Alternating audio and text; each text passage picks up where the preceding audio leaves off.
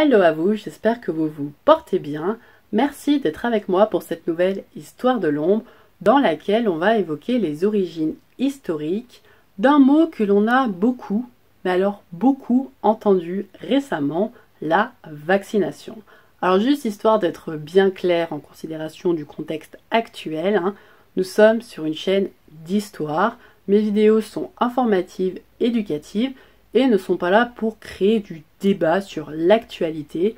Tout ce que je souhaite, moi, c'est partager avec vous le récit historique de ce qui a été littéralement une révolution médicale qui, en son temps, a bouleversé l'histoire des sciences et qui a été menée par un homme aussi brillant fut-il, et bien qui est resté quand même dans l'ombre de l'histoire, d'où la présence de ce récit sur les origines de la vaccination sur ma chaîne. Si vous n'êtes pas encore convaincu sur l'intérêt de regarder cette vidéo, petit teasing pour vous, est-ce que vous savez que c'est en partie grâce à nos amis les vaches que l'on peut aujourd'hui se prémunir de tant de maladies mortelles?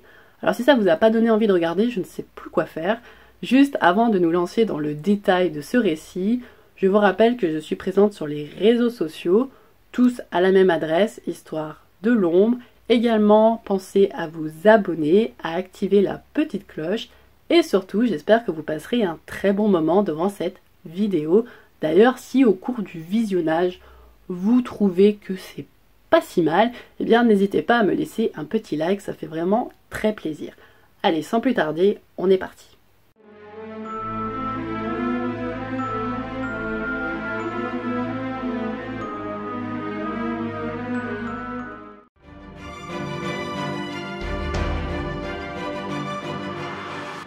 C'est le 17 mai 1749 à Berkeley en Angleterre que naît Edward Jenner.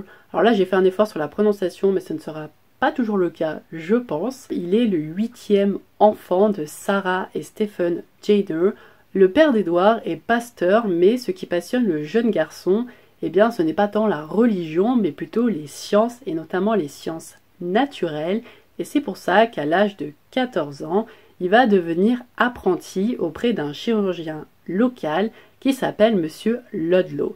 Donc Jenner va assister ce chirurgien durant plusieurs années avant de changer de mentor jusqu'au moment où il va se dire que s'il veut vraiment parfaire sa formation médicale, il doit se rendre à la capitale. À Londres, Jenner va étudier aux côtés d'un grand pompe de l'hôpital Saint-Georges, un certain John Hunter, qui, en plus d'être un très grand chirurgien, est également un anatomiste et un biologiste remarqué.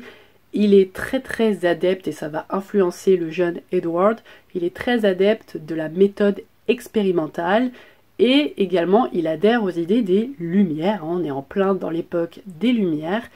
Et en gros, pour résumer la pensée de Hunter, sa devise c'est « Ne croyez pas, essayez ».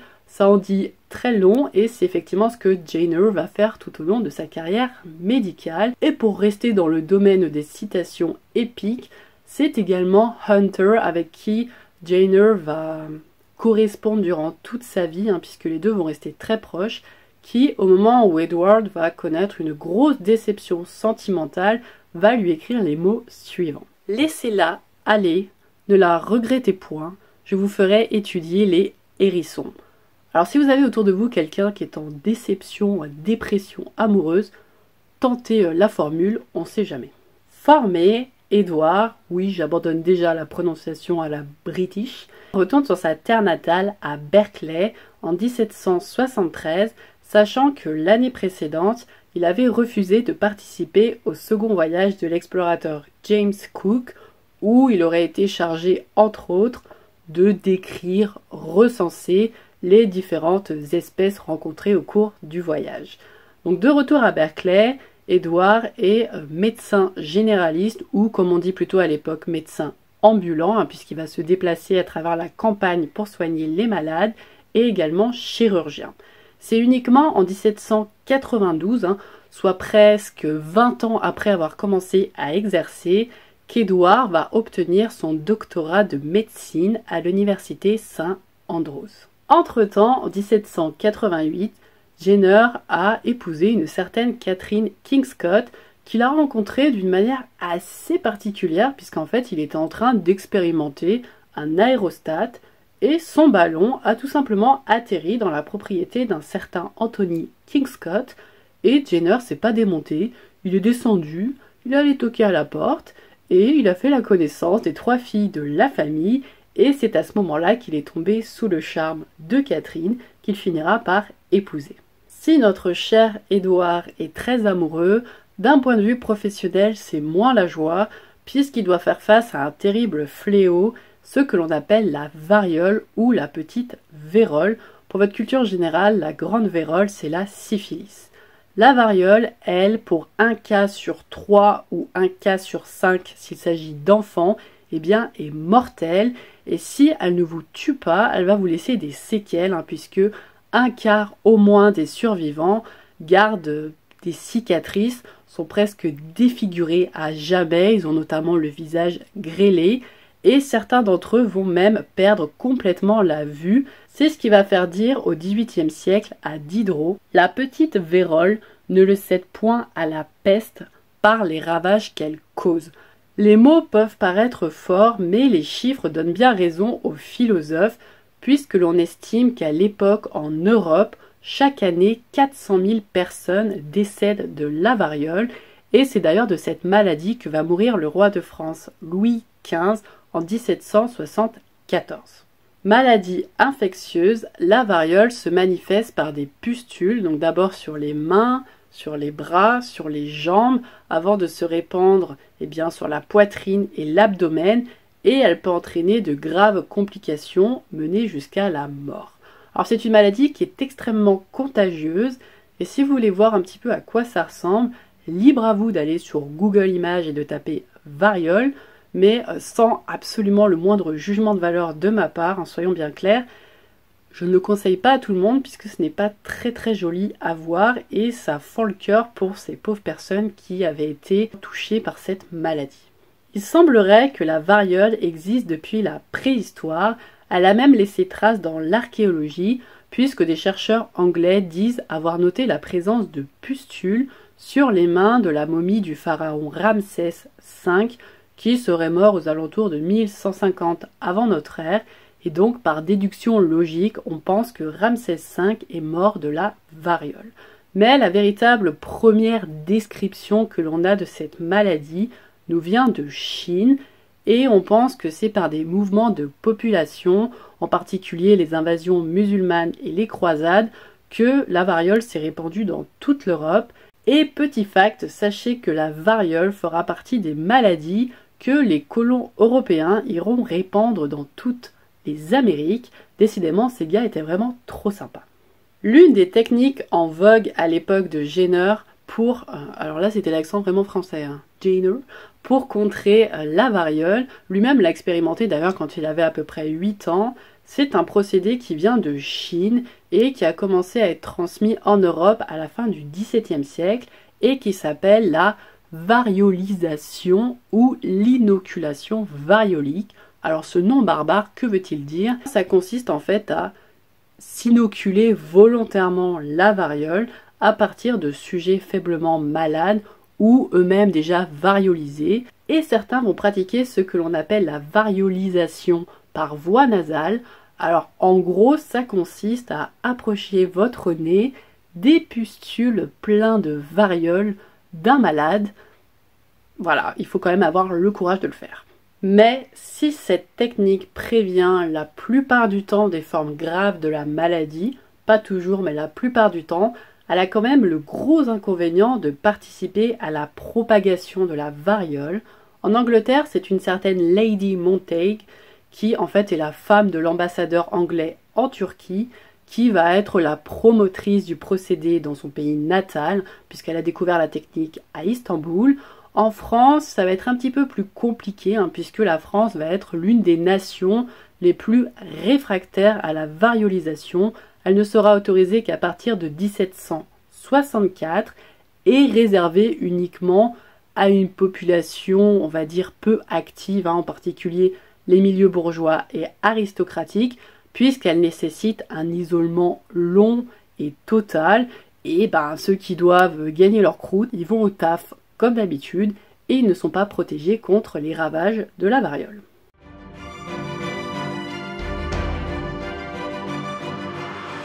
Pour ceux et celles qui se poseraient la question, alors oui, j'ai trouvé le titre de cette partie toute seule, et oui, j'en suis très très fière. Alors, très observateur et amateur de la méthode empirique, qui consiste en gros à s'inspirer, à observer le réel, ce qu'on a sous les yeux, pour construire ses futures théories scientifiques, Jenner va constater un fait capital. Il va se rendre compte que tous les patients qu'il visite et qui sont atteints d'une forme moindre, d'une forme atténuée de la variole, font tous le même métier. Ils sont vachers, autrement dit, ils s'occupent des vaches. Et parmi les principaux symptômes de la variole qu'il constate parmi ces vachers, ce sont surtout des pustules sur les mains. Et Jenner sait que les vaches, comme les humains, se transmettent une sorte de variole qui s'appelle la vaccine en français ou cowpox en anglais. Et cette variole des vaches, en fait, elle est beaucoup moins violente que la variole humaine et elle se manifeste surtout par des pustules sur les pieds. Et Jenner pense alors que, en fait, les vachers, ont contracté la vaccine, donc la variole des vaches, quand ils traient les vaches, puisqu'ils touchent leurs pieds plein de pustules.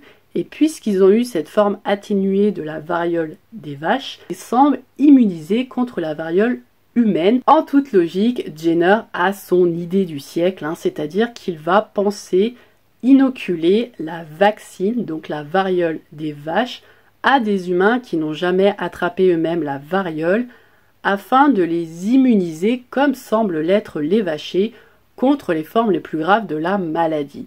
En gros, c'est inoculer volontairement la vaccine à des humains pour que si jamais ils attrapent la variole, ce soit toujours des formes très faibles de la maladie qui se manifestent et qu'ils ne soient pas en danger de mort. Avant de poursuivre, sachez qu'avant Jenner, il y a eu plusieurs savants qui ont théorisé, étudié la variole, et ce dès l'Antiquité, et qui ont notamment remarqué que les personnes ayant contracté cette maladie, si elles y avaient survécu, semblaient immunisées à vie contre ce fléau.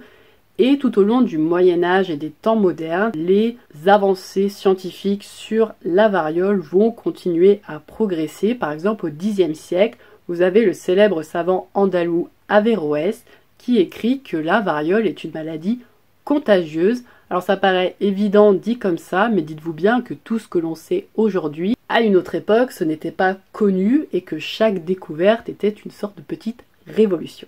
En plus de tous ceux qui ont théorisé sur la variole avant Jenner, il y a tous ceux qui ont expérimenté sur cette maladie avant Jenner, et notamment des pionniers que l'on retrouve aussi bien en Allemagne qu'en France ou en Angleterre, qui avaient déjà compris que si l'on était atteint par la vaccine, donc la variole des vaches, on était immunisé contre la même maladie, mais sous sa forme humaine, donc sous sa forme la plus grave, meurtrière, et qui avait expérimenté cette vaccination. Alors ces expériences qui avaient été menées avec succès, elles sont importantes, mais c'est vraiment suite aux travaux de Jenner, une vingtaine d'années après ces pionniers, que le procédé de la vaccination a été bien compris et surtout qu'il a été systématisé de manière scientifique quant à savoir si Édouard a pu avoir vent des succès de ses prédécesseurs. Mystère. Si l'on admet que oui, on peut penser que Jenner se serait inspiré, entre autres, des travaux d'un compatriote à lui, l'agriculteur Benjamin Besty, qui avait déjà expérimenté l'injection de la vaccine à sa femme et à ses 2 fils et les avait efficacement protégés contre la variole humaine.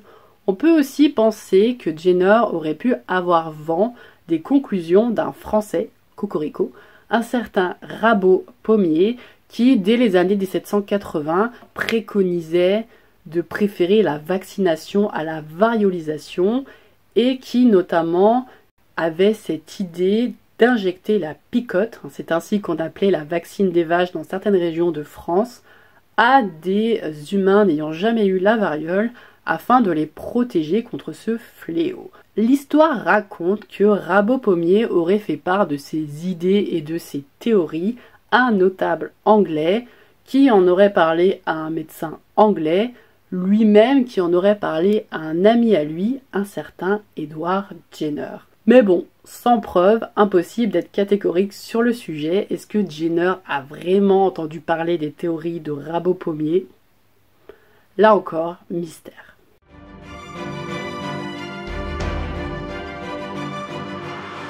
Le 14 mai 1796, Edward Jenner prélève du pus sur les mains de Sarah Nelms, une vachère qui a contracté la vaccine auprès de sa vache Blossom, puisque oui, on connaît même le nom de la vache, et à l'aide du bout de bois qu'il a utilisé pour prélever le pus, il vient injecter la vaccine dans les 2 bras d'un jeune garçon, James Phipps, alors âgé de 8 ans, fils du jardinier de Jenner et qui n'a jamais de toute sa vie contracté la variole. Les jours suivant cette vaccination, le jeune cobaye, donc James Phipps, va ressentir quelques symptômes. Il va notamment se sentir fiévreux, fatigué et voir une unique pustule pousser, on peut dire, à l'endroit précis où Jenner lui a inoculé la vaccine. Mais à part ça, tout va bien. Finalement, ce sont des symptômes assez légers qui ne sont pas alarmants. Et même au fil des jours, des semaines, le jeune garçon va se sentir de mieux en mieux. Et Jenner va décider au bout de 6 semaines de l'exposer à la variole dans sa forme véritable. Donc là, il prend un très gros risque et il oublie un petit peu le principe de précaution de la médecine. C'est-à-dire que si ça se passe mal, le petit garçon de 8 ans risque de mourir. Alors Jenner expose James à la variole et par bonheur, le garçon ne développe pas la maladie. Il est au sommet de sa forme. Et Jenner va continuer à observer le petit garçon durant 2 années et il ne verra jamais le moindre effet secondaire négatif, néfaste des suites de sa vaccination. Donc il semblerait bien que son procédé soit efficace et il remporte là son premier succès.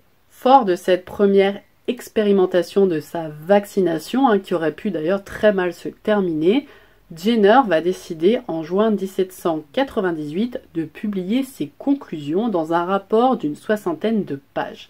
Alors ça, il va le faire, mais il va devoir le faire à ses frais, c'est-à-dire puiser dans ses propres ressources financières, puisqu'il avait d'abord proposé ses conclusions à la Royal Society, la Société royale, donc un institut londonien qui promeut les sciences, mais ceux qui font partie de cet institut n'adhérait pas aux conclusions de Jenner, ce simple médecin de campagne, et donc Jenner avait dû publier l'ouvrage à ses frais, ce qu'il a fait, et il va nommer son procédé vaccination à partir de 2 mots latins. Le premier c'est vacca qui veut dire vache, et le second vaccinia qui veut dire vaccine. Bon, je ne vais pas vous lire ce rapport en entier, je vous rassure, simplement citer une phrase. Je n'ai jamais observé de cas mortel de vaccine.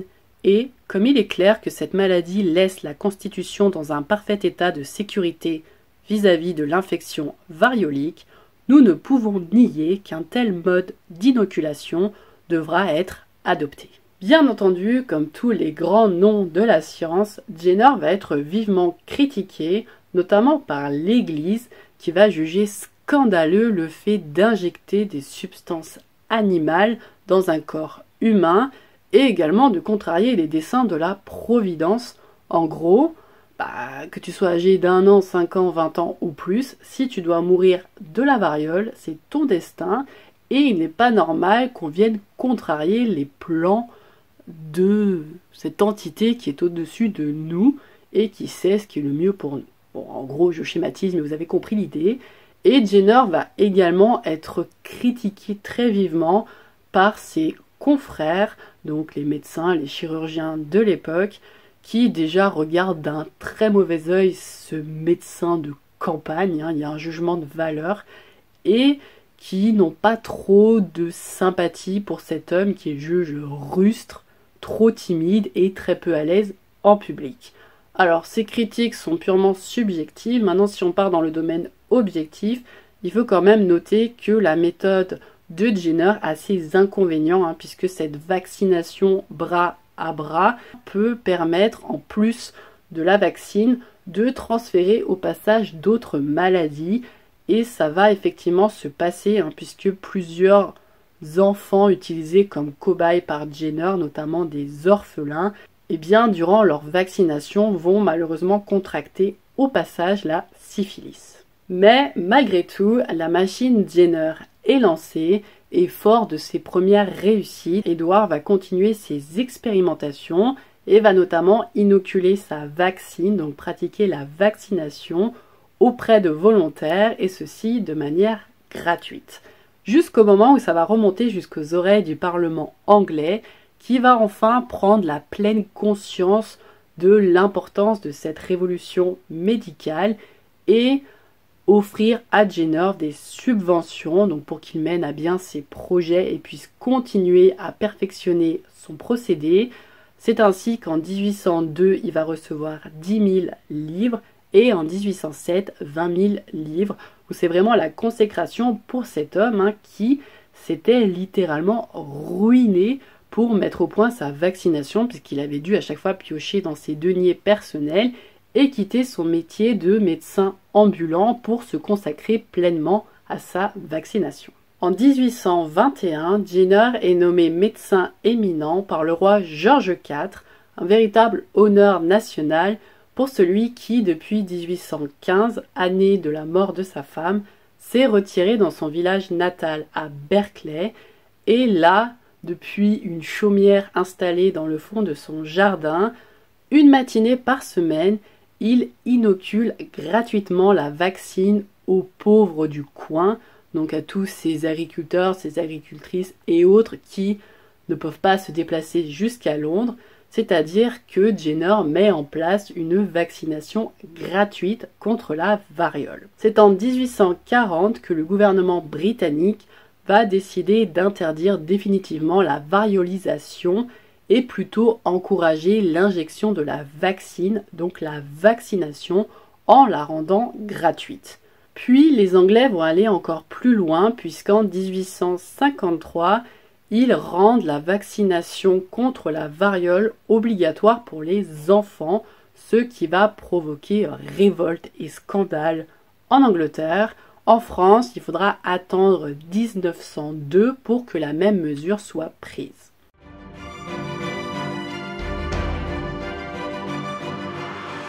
À la suite de l'Angleterre, de nombreux pays adoptent le vaccin contre la variole.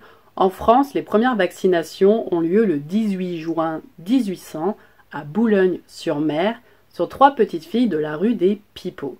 Napoléon Ier, qui a été grandement convaincu par les travaux de Jenner, fait carrément vacciner toute sa grande armée, ainsi que son fils héritier, le jeune Napoléon II, qui aura pour titre principal celui de roi de Rome, et qu'il a eu avec la fille de l'empereur d'Autriche, Marie-Louise, en 1811.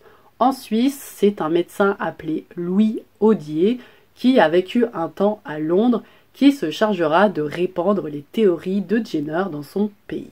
En près de 40 ans, grâce à la vaccination, les morts dues à la variole sont divisées par au moins 10, et cela, on le doit à celui que la postérité a surnommé le père de l'immunologie, Edward Jenner. À peu près un siècle plus tard, un peu moins, Louis Pasteur va se servir des idées, des théories, des travaux de Jenner pour établir son principe du vaccin atténué et également mettre au point en 1885 le fameux vaccin contre la rage. Ça y est, les vaccins sont nés et voués à une très grande prospérité.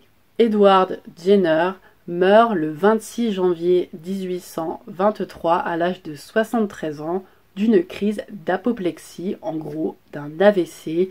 Il va laisser derrière lui un garçon et surtout un énorme héritage dans le domaine des sciences et de la médecine, puisque grâce à lui, à peu près 2 siècles plus tard, l'OMS, l'Organisation mondiale de la santé, pourra enfin déclarer définitivement éradiquer la variole de la surface de la Terre.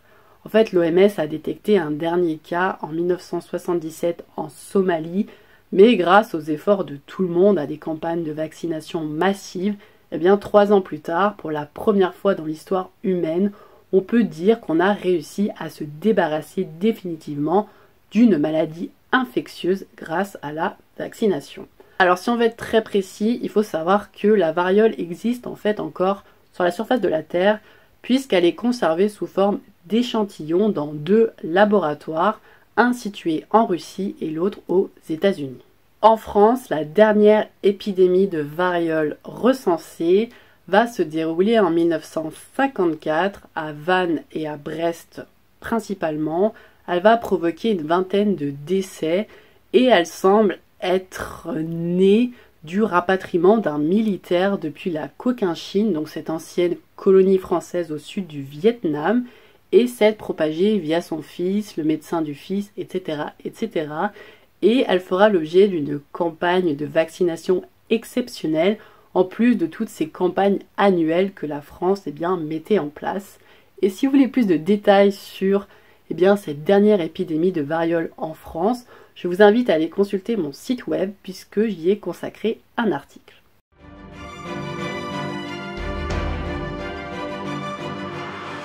Ainsi s'achève cette nouvelle histoire de l'ombre qui, j'espère, vous aura apporté divertissement et connaissance.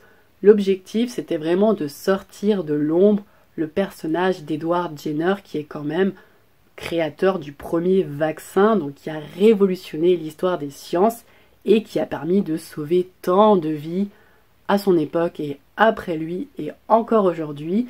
Et surtout, je voulais en parler puisque, en tout cas dans le monde francophone, on a tendance à plutôt privilégier la figure de Louis Pasteur qui, honnêtement, disons-le, est un génie lui aussi, mais ce n'est pas lui qui, le premier, a mis au point un vaccin, donc rendons à César ce qui est à César. Ceci étant dit, je le répète, il y a quand même des doutes possibles sur la paternité de Jenner en ce qui concerne la vaccination, puisqu'avant lui, d'autres avaient déjà eu les mêmes idées, etc.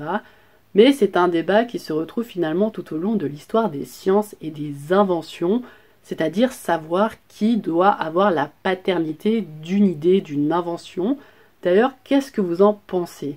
Est-ce que vous pensez que le mérite doit revenir à celui qui a prouvé l'efficacité d'une idée, d'une invention, à celui qui l'a répandue à grande échelle, ou est-ce que le mérite doit revenir à celui qui tout simplement a eu l'idée en premier? Le débat est ouvert dans les commentaires, ça c'est un débat intéressant. D'ici la prochaine fois, portez-vous bien, pensez à me rejoindre sur les réseaux sociaux. N'oubliez pas de vous abonner, de liker la vidéo si elle vous a plu. S'il y a d'autres sujets qui tournent autour de l'histoire des sciences, des inventions que vous aimeriez me voir traiter, n'hésitez pas à m'en parler en commentaire. D'ici la prochaine fois, j'espère que tout ira bien pour vous. On se revoit très bientôt. Ciao!